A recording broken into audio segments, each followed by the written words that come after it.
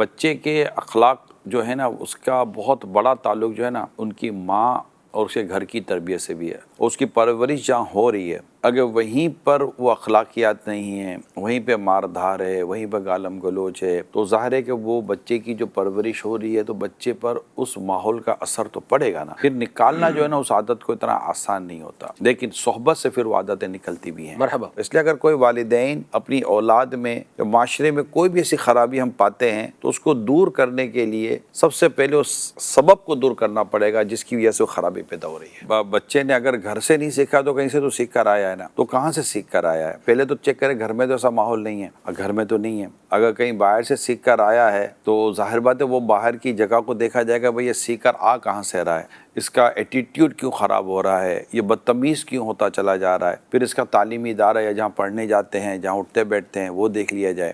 تو کہیں نہ کہیں سے کوئی نہ کوئی اثر تو لے ہی رہا ہے نا، تبھی تو ہوا ہے۔ روکنے کے لیے بھی حکمت عملی اختیار کرنی پڑتی ہے، آپ کو اس کو الٹرنیٹ دینا پڑے گا۔ ہر ایک کو کسی عادت سے اگر آپ نے نکالنا ہے تو اس کو ایک الٹرنیٹ راستہ دینا پڑے گا، تاکہ وہاں پر وہ خود کو انگیج کرے گا تو وہاں سے توجہ ہٹے گی۔